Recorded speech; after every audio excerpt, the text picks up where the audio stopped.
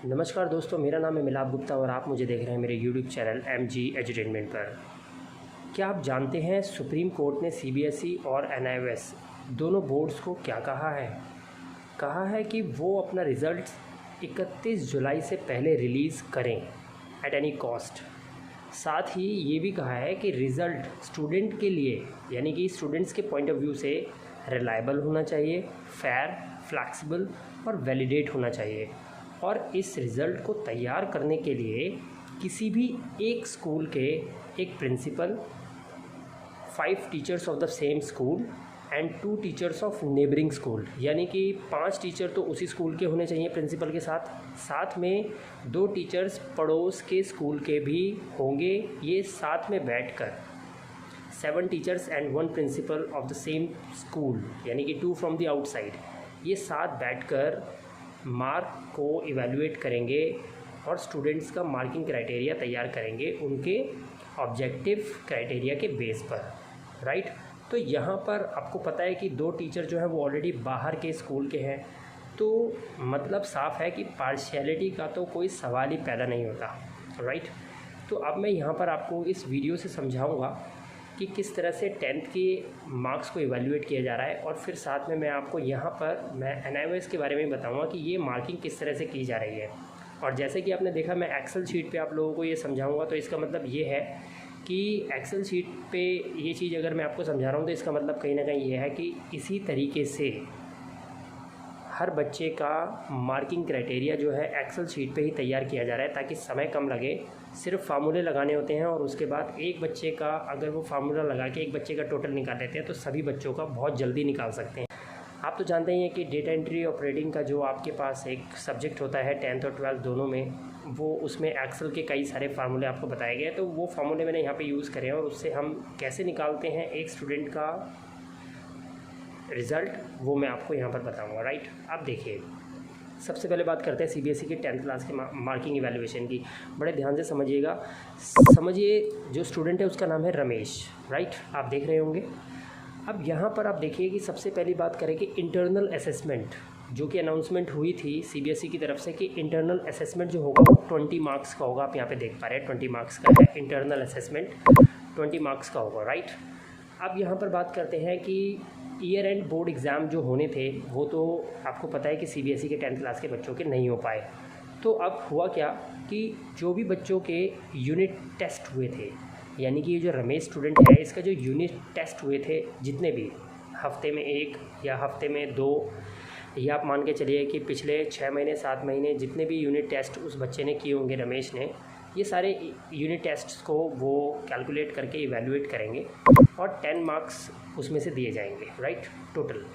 अब बात करते हैं दूसरा जो इवैल्यूएशन क्राइटेरिया है वो है पीरियोडिक टेस्ट। पीरियोडिक टेस्ट होते हैं और मिड टर्म के जो भी एग्ज़ाम्स हुए होंगे इनके, जो बीच बीच में प्राइवेट स्कूल्स लेते हैं CBSE के, तो उसमें भी हम देखें तो उसमें 30 मार्क्स का क्राइटेरिया बनाया, यानी कि 30 मार्क्स का वेटेज दिया है इस वाले पीरियोडिक टेस्ट या मिड टर्म के एग्ज़ाम को, राइट। अब बात करते हैं प्री बोर्ड की। जो भी इन बच्चों के प्री बोर्ड एग्ज़ाम्स हुए थे उन प्री बोर्ड एग्ज़ाम्स के आधार पर 40 मार्क्स का वेटेज यहाँ पे दिया गया है। तो अब कैलकुलेट करके देखिए, 20 मार्क्स हो गए इंटरनल असेसमेंट के, यूनिट टेस्ट के 10 मार्क्स हो गए, पीरियडिक टेस्ट या मिड टर्म के 30 हो गए और प्री बोर्ड के 40 मार्क्स। तो अब टोटल आप देख रहे हैं कि टोटल आउट ऑफ 100 में से बच्चे को नंबर दिए जाएंगे। अब मैं यहाँ पर आपको ये बताता हूँ कि नंबर कैसे दिए जाएंगे। देखिए, इंटरनल असेसमेंट सपोज़ कीजिए मार्क्स बच्चे को 20 में से दिए हैं, सपोज़ करो 12 मार्क्स आए हैं इंग्लिश में, सिर्फ एक ही सब्जेक्ट का बता रहा हूँ, ठीक है। मान लीजिए 12 नंबर यहाँ आए हैं, यूनिट टेस्ट में 10 में से इसको 7 मिल गए यहाँ पर इवैल्यूएट करके, 30 मार्क्स में से 17 मिल गए पीरियडिक टेस्ट, और जितने भी मिड टर्म के जितने भी टेस्ट बच्चे ने दिए थे उसमें से 17 इसने यहाँ पे ऑब्टेन करे हैं। देन प्री बोर्ड में अगर 40 में से उसको 18 मिल गए हैं, तो यहाँ पर हमने कैलकुलेट करा टोटल इसका जो निकला 12, 7, 17 और 18 जोड़ा, तो यहाँ पर 54 इसका टोटल आ गया आउट ऑफ 100। ये इसको इंग्लिश में मिले हैं। इसी तरीके से बाकी सब्जेक्ट्स में भी ऐसे ही इसको मार्क्स मिल जाएंगे और रिज़ल्ट रेडी हो जाएगा। पिछले साल भी इसी तरीके से गया था और इस साल भी इसी तरीके से CBSE रिलीज़ कर रहा है, और CBSE ने ये अनाउंसमेंट करीब करीब 1-1.5 महीने पहले ही अपने वेबसाइट के पोर्टल पे कर दिया था, ठीक है। तो इस तरह से CBSE अपने मार्क्स दे रहा है और उम्मीद है कि 10 जुलाई को ये 10th का रिज़ल्ट जो है रिलीज़ कर देगा। अब हम चलते हैं थोड़ा सा नीचे, देखिए अब हम यहाँ पर आते हैं, ये देखिए ये मैंने एक मार्किंग क्राइटेरिया बनाया है। अब यहाँ पर आपको ये समझना है कि NIMS के 10th क्लास के जो स्टूडेंट्स थे वो उनके पेपर में 3 चीज़ें इंक्लूड होती है, यानी कि टोटल मार्क्स किसी सब्जेक्ट में जो आते हैं तो 3 जो है एग्ज़ाम्स इंक्लूड होते हैं। पहला होता है TMA, ये पासिंग क्राइटेरिया बता रहा हूँ। पहला TMA, दूसरा होता है प्रैक्टिकल, अगर किसी सब्जेक्ट का प्रैक्टिकल होता है तो, राइट, अदरवाइज़ थ्योरी। तो हमारे पास TMA प्रैक्टिकल और थ्योरी, किसी सब्जेक्ट में बच्चे के पास होता है TMA प्रैक्टिकल और थ्योरी, और किसी सब्जेक्ट में लाइक हिंदी हो गया तो हिंदी के अंदर TMA होता है, थ्योरी होता है, लेकिन प्रैक्टिकल तो नहीं होता ना।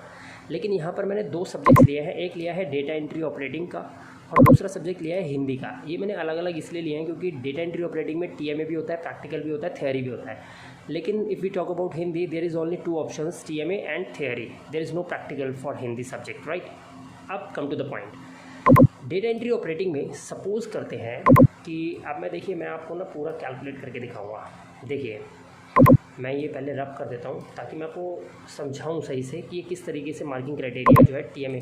आपको पता है कि NIMS के 10th क्लास के स्टूडेंट्स का TMA तो लिया गया है, सबमिट हो गया था, 15 जून लास्ट डेट भी दी गई थी, बच्चों ने जमा करवाया, अदरवाइज़ उससे पहले भी करवाया था। और जिन लोगों ने नहीं करवाया तो उनका तो भगवान भरोसे है रिज़ल्ट, राइट। तो हम बात करते हैं जिन बच्चों ने TMA सबमिट करे थे, उन बच्चों के आपको पता है प्रैक्टिकल तो हो नहीं पाए, राइट, और थियरी भी नहीं हो पाए। तो अब सोच के देखिए, यहाँ पर हम देख रहे हैं CBSE के बच्चों की बात करें, यूनिट टेस्ट भी हुए थे, पीरियडिक टेस्ट भी हुए थे, प्री बोर्ड के आधार पर। इनका बड़ा ईजी है कि इन्होंने बड़े तरीके से कैलकुलेट करके और ये निकाल लेंगे, रिज़ल्ट आ जाएगा बच्चों का, इसलिए इन्होंने 10 जुलाई को रिज़ल्ट निकालने के लिए कह दिया है और ये निकाल भी लेंगे।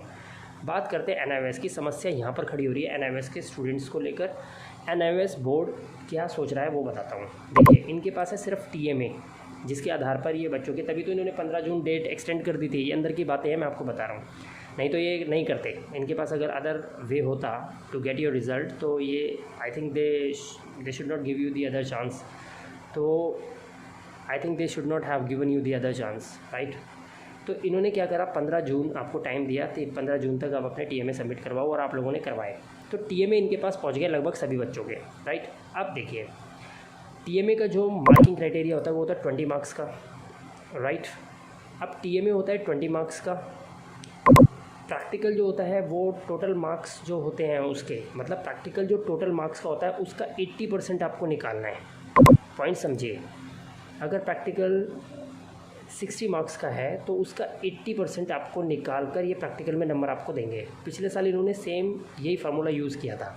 तो अब सबसे पहले आपको क्या समझना है, TMA आपका 20 मार्क्स का हो गया, प्रैक्टिकल में, क्योंकि प्रैक्टिकल तो कोई नहीं, लेकिन प्रैक्टिकल कितने मार्क्स का होता है, 60 मार्क्स का, depending on the subject to subject. Practical है 60 मार्क्स का, राइट। तो 60 मार्क्स का 80% निकालेंगे वेटेज, जो भी मार्क्स बनेंगे वो मैं अभी निकाल के दिखाऊंगा यहाँ पर, राइट। तो वो यहाँ पर नंबर चढ़ जाएंगे, यहाँ पे नंबर आ जाएंगे, राइट। अब थ्योरी का कैसे निकालेंगे, देखिए थ्योरी एग्ज़ाम तो हुए नहीं, लेकिन कैसे निकालेंगे ये थ्योरी का, कैसे निकालेंगे। TMA में जो मार्क्स बच्चा ऑब्टेन करता है, पॉइंट को समझना है, यानी कि 20 में से जो मार्क्स बच्चा ऑब्टेन करेगा वो मार्क्स का, उस मार्क्स को आप मल्टीप्लाई करेंगे 2.5 से यहाँ पर, ठीक है। तो मैं बता के करके दिखाऊंगा आप अपने घर बैठ के, क्योंकि आपके पास TMA के मार्क्स आ चुके हैं, राइट। तो अब आप अपना लगभग रिज़ल्ट नियर अबाउट निकाल सकते हैं। हो सकता है एग्जैक्ट ना हो, लेकिन थोड़ा आगे पीछे हो सकता है, लेकिन आप लगभग पहुंच सकते हैं कि क्या मार्क्स आपके आने वाले हैं, राइट। तो वो मैं आपको बता रहा हूँ, और इसके 2 वे हैं, एक ये है और एक सिंपल वे ये भी है, ये भी मैं आपको समझाऊंगा ये क्या चीज़ें हैं यहाँ पर, राइट, ये भी मैं आपको बताऊँगा। तो पहले इसको समझते हैं। आप देखो यहाँ पर क्या है। अब यहाँ पर आप ये समझ के देखिए कि डेटा एंट्री ऑपरेटिंग का मैंने एक सब्जेक्ट लिया, बच्चे के 6 मार्क्स इसमें आए हैं, राइट, यहाँ पे 6 मार्क्स आए हैं, और प्रैक्टिकल होता है 60 मार्क्स का। ये 2 चीज़ें जो है NIMS बोर्ड के पास बच्चे की पहुंच गई, यानी कि डेटा एंट्री में अगर इस बच्चे के 6 मार्क्स आए तो क्या करेगा कैलकुलेशन, TMA के मार्क्स तो एज इट इज़ नीचे आ जाएंगे 6, राइट। तो TMA के मार्क्स 6 एज इट इज़ नीचे आ गए, ये आ गए 6 मार्क्स। अब चलते हैं यहाँ पर। अब यहाँ पर क्या करना है, यहाँ पर करना ये है, ये जो 60 मार्क्स का जो प्रैक्टिकल था इसका 80% वेटेज निकालेंगे आप। तो हम यहाँ पे फार्मूला यूज़ करेंगे, देखिए इज इक्वल टू 60। अब इसको हम डिवाइड कर देंगे 100 से और मल्टीप्लाई कर देंगे उसी परसेंटेज से जितनी परसेंटेज निकालनी है। सपोज़ 80 का वेटेज निकालना है 80% का, तो हम यहाँ पे 80 से मल्टीप्लाई कर देंगे। ये मारा हमने एंटर, ये रिज़ल्ट आ गया इसका, यानी कि इसको 48 का वेटेज मिल जाएगा। 60 का 80% आ गया 48। तो अब यहाँ पर NIOS बोर्ड के पास एक बच्चे के एक सब्जेक्ट के 2 आंसर्स आ गए। TMA का आंसर आ गया, 6 मार्क्स आए हैं इसके, प्रैक्टिकल का आ गया 48 आए हैं, राइट। अब बात करते हैं थियरी की। थियरी में मैंने आपको क्या बताया, TMA के जो मार्क्स आए हुए हैं बच्चे के, उसको मल्टीप्लाई कर दो 2.5 से। अब देखिए इसके TMA में मार्क्स कितने आए हैं बच्चे के, 6। इसको हम क्या करेंगे, मल्टीप्लाई करेंगे किससे, 2.5 से। मल्टीप्लाई करा, कितना आंसर आया, 15, यानी कि थियरी में इसके 15 आ गए। तो अब इसको टोटल कर देंगे ओवरऑल। तो टोटल करेंगे तो हम कितना टोटल करेंगे, इज इक्वल टू, हम फार्मूला लगा देता हूँ मैं एक बार इसका। तो मैंने इस सम का फार्मूला लगाया और मैं इसको प्लस कर देता हूँ इसके 6 TMA के, यहाँ पे प्रैक्टिकल के जोड़ेंगे 48 प्लस थियरी के जोड़ेंगे 15, राइट, और ब्रैकेट बंद, एंटर। इसको 69 मार्क्स मिल गए डेटा एंट्री ऑपरेटिंग में। एक सब्जेक्ट का बताया मैंने आपको। इसी तरह से वो सभी सब्जेक्ट की कैलकुलेट करके एक बच्चे की मार्कशीट रेडी कर लेंगे और फिर वो सेम फार्मूला वो है सभी पे अप्लाई कर देंगे और बहुत जल्दी रिजल्ट निकाल लेंगे, राइट।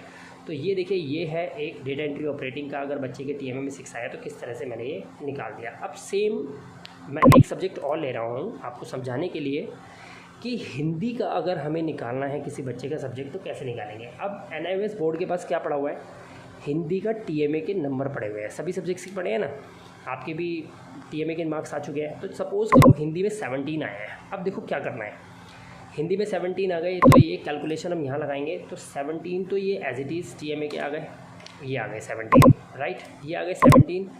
अब ये 17 तो आ गए यहाँ पर। अब प्रैक्टिकल तो आपको पता है होता नहीं है, हिंदी का तो प्रैक्टिकल नहीं होता ना। तो हम क्या करेंगे, प्रैक्टिकल नहीं होता तो 60 का जो वेटेज है, जो 80% निकालना है, तो इसको आप हिंदी के कैलकुलेशन करने में आप नहीं निकालोगे, क्योंकि हिंदी का प्रैक्टिकल तो होता ही नहीं ना। तो आप इसको ऐसे ही छोड़ देंगे। अब हम क्या करेंगे, थियरी की बात करते हैं। अब थियरी में आपको क्या करना है, 17 का 2.5 निकालना है। भाई 17 का 2.5 निकालोगे ना, जो मैंने अभी आपको बताया, TMA के मार्क्स को 2.5 से मल्टीप्लाई करना है। तो अब हम यहाँ पे करके देखेंगे, इज इक्वल टू, यहाँ पे ले जाएंगे 17 और इसको मल्टीप्लाई कर देंगे हम 2.5 से। कितना आ गया, 42.5, यानी कि ये मार्क्स इसको थियरी में मिल गए और यहाँ पर इसको TMA में मार्क्स मिल गए 70। बस सिंपल सा काम है, दोनों को प्लस कर दो, 17 राइट प्लस 42.5, 59.5, यानी कि लगभग 60 मार्क्स इसको यहाँ पर मिल गए हिंदी में, अगर बच्चा TMA में 17 लेके आया है। अब देखो यहाँ पर क्या है, हिंदी में 20 में से 17 मार्क्स और टोटल मार्क्स इसके आ रहे हैं 59, तो कहीं ना कहीं आपको ये कम लग रहे होंगे। तो मैं आपको यही बताना चाहता हूँ कि TMA मार्क्स में जो मल्टीप्लिकेशन 2.5 से हो रहा है ना, हो सकता है ये प्रैक्टिकल वाले को मल्टीप्लाई 2.5 से करें, लेकिन जिन बच्चों के जो सब्जेक्ट प्रैक्टिकल नहीं है उनको ये 2 पॉइंट की जगह 3.5 से मल्टीप्लाई कर दें। तो यहाँ पर ये चिंता का विषय है कि आखिर ये करेंगे क्या, और जिसका खुलासा इन्होंने अभी तक करा नहीं है, जिसकी रिपोर्ट ये बहुत जल्द जो है अनाउंसमेंट अपने वेबसाइट की पोर्टल पे NIOS का बोर्ड करेगा, ताकि सभी बच्चों को उनके मार्किंग एवेल्यूएशन के बारे में जानकारी मिल जाए, जैसे कि CBSE वालों ने रेडी किया है, ठीक है ना, उन्होंने पहले ही अनाउंसमेंट कर दिया था। इसके अलावा भी आपके पास ऑप्शन है। देखिए अब दूसरा क्राइटेरिया इनके पास क्या है, जिसमें ये क्या कर सकते हैं, ये कहते हैं कि अगर किसी बच्चे के हिंदी में TMA में 17 मार्क्स आए हैं, राइट, यहाँ पे देख सकते हैं आप 17 मार्क्स आए हुए हैं, और ऑब्जेक्टिव क्राइटेरिया यानी कि प्रैक्टिकल और थियरी इन दोनों को ना लेकर TMA में 17 आए हैं, ऑब्जेक्टिव क्राइटेरिया बच्चे को 50 मार्क्स अपनी तरफ से ही दे दें, मतलब वेटेज मार्क्स 50 रख दें कि 50 तो देने ही देने हैं। तो अब टोटल यहाँ पर कितना बन रहा है एक बच्चे का, यानी कि वो बन जाता है लगभग हिंदी में 67, यानी कि ऑब्जेक्टिव क्राइटेरिया 50 तो रहेगा ही रहेगा। आप सपोज़ करो इंग्लिश में देने हैं, देखिए अब ये इंग्लिश में देने हैं। अब इंग्लिश में एक बच्चे के मान लो आए हैं 14, ठीक है, तो 50 तो है ही, ऑब्जेक्टिव क्राइटेरिया हर बच्चे को दे रहे हैं। तो यहाँ पर क्या हो जाएगा, यहाँ पर हो जाएगा 50 तो ये हो गया, राइट, यहाँ पर देखिए 50 तो ये हो गया, और प्लस कर देंगे इसमें जो उसके TMA के मार्क्स हैं, तो कितना परसेंटेज आ गया, यानी कि एक बच्चे के इंग्लिश में आ गए 64 मार्क्स। तो हो सकता है ये इस तरह से मार्क्स दें। अब देगा इस दोनों में से एक ही तरीके से। पिछली बार इन्होंने इस तरीके से फॉर्मूला यूज़ किया था, जो आप यहाँ पर देख पा रहे हैं, मैंने जो अभी सिलेक्ट किया है। तो पिछली बार तो इन्होंने इस तरीके से दिया था, इस बार ये हो सकता है इस तरह से मार्क्स दें। अब यहाँ पर क्या हो रहा है, कई हम लोग NIOS बोर्ड से हमारी बात होती रहती है, जो भी हम स्टूडेंट्स को लेकर सपोर्ट स्टूडेंट्स हमको करते हैं, हम वहाँ जाकर जो बात रखते हैं, तो हम ये चाहते हैं कि जो ये ऑब्जेक्टिव क्राइटेरिया 50 रख रहे हैं ना, ये इसको इतना रख दें, यानी कि ये इसको रख दे 60 फिक्स कर देंगे। ऑब्जेक्टिव क्राइटेरिया हर बच्चे का 60 तो होगा ही होगा, प्लस जो बच्चा TMA में मार्क्स ला रहा है बस उतने मार्क्स उसमें ऐड करके टोटल 77 या 74 इस तरह से मार्क्स दे दें। हर बच्चा सही मार्क्स भी ले जाएगा और इसके साथ ही उसको अच्छे से कॉलेज में एडमिशन भी मिल सकता है। तो ये है मुद्दा जो NIOS के 10th क्लास की मार्किंग इवैल्यूएशन को लेकर चल रहा है, राइट। ये मैं आपको ये नहीं बता रहा हूँ कि आपके मार्क्स आने वाले हैं, मैं आपको ये बता रहा हूँ कि NIOS बोर्ड इस तरीके से सोच सकता है, क्योंकि उसके पास इसके अलावा ऑप्शन नहीं। आप ही सोचो ना NIOS, आप ही सोचो ना भाई, NIOS 10th क्लास की मार्किंग इवैल्यूएशन में कर ही क्या सकता है NIOS बोर्ड। उसके पास TMA के तो नंबर हैं और आप भी तो वो TMA के नंबर ही अपने पास रखे हुए हो और रिज़ल्ट का वेट कर रहे हो, तो कैसे आएगा भाई रिज़ल्ट जब कोई तरीका ही नहीं है। तो यहाँ पर इस तरीके से पिछले साल भी निकाला था, पिछले साल तो फिर भी जो है कुछ ना कुछ TMA के अलावा भी हुआ था बच्चों का, जिस वजह से उन्होंने रिज़ल्ट निकाल दिया, लेकिन इस बार तो बहुत बड़ी समस्या है। तो ये क्राइटेरिया जो है यूज़ किया जा सकता है ऑब्जेक्टिव सॉरी ऊपर वाला भी और ये नीचे वाला भी। तो ये आपको चेक करना है कि आपके मार्क्स कितने बन रहे हैं, तो आप एक आइडिया ले सकते हैं, राइट। तो मैंने इसलिए ये वीडियो बनाई ताकि आप एक आइडिया लें, राइट। तो दोस्तों अगर आपको ये वीडियो पसंद आया हो तो प्लीज़ इसे लाइक कीजिएगा, राइट। और जितना आप लाइक करेंगे ना, इस वीडियो को जितना फैलाएंगे, तो इससे क्या होगा, NIOS बोर्ड पे ना दोस्तों प्रेशर बढ़ेगा। प्रेशर बढ़ने से क्या होता है कि वो आपको ये वाला क्राइटेरिया दे देंगे 60 वाला। सच में अगर ये वाला दे दिया ना, तो मैं कहता हूँ कि हर बच्चे के ना 70 से ऊपर ही नंबर जाने हैं, कम से कम 80% जो है ना रिज़ल्ट, 85-90% रिज़ल्ट जाएगा। और कुछ हमारे भाई तो ऐसे भी है जो 90 क्रॉस करेंगे और रिज़ल्ट ना धक्कड़ आने वाला है, मतलब दिल खोल रिज़ल्ट आ जाएगा।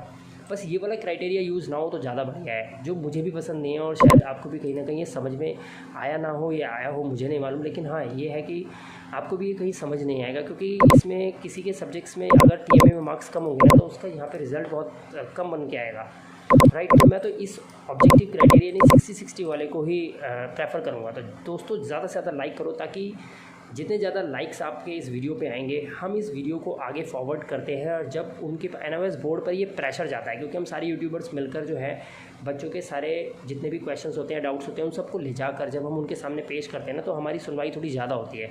तो हम अकेले तो हिम्मत ही नहीं, हमारी तो औकात ही कि हम कुछ कर सकते हैं, लेकिन आपका सपोर्ट अगर मिलता है ना, तो बहुत बड़े बड़े काम हो सकते हैं। दोस्तों देखिए, CBSE का तो आप देख रखे ना कितना फ़ायदा है इनका तो रिज़ल्ट अच्छा आना ही आना है, ठीक है। कोई भी स्कूल नहीं चाहेगा उनके बच्चे ज़्यादा फेल हो, ठीक है। इनको अगले एडमिशन्स भी लेने होते हैं इन्हीं बच्चों के, लेकिन NIOS के पास तो कोई ऑप्शन नहीं है ना। तो आप दोस्तों ज़्यादा से ज़्यादा वीडियो को लाइक करो और कोशिश करो कि अपने मार्क्स को इवैल्यूएट करके देखो कि क्या बन सकता है, राइट। चलिए दोस्तों, मिलता हूँ आपसे अगली वीडियो में, राइट। वीडियो अच्छा लगा हो तो लाइक ज़रूर कर देना और चैनल पे नए हो तो सब्सक्राइब ज़रूर करना दोस्तों, क्योंकि मैं आपके दोस्त और एक भाई के नज़रिए से मैंने आपको ये वीडियो समझाया है। मैं आपको ये थोप नहीं रहा हूँ, मैं तो सिर्फ बता रहा हूँ कि ऐसा हो सकता है, राइट। चलिए मिलता हूँ आपसे अगली वीडियो में, तब तक अपना ध्यान रखिए, सुरक्षित रहिए। Thank you very much, have a good day.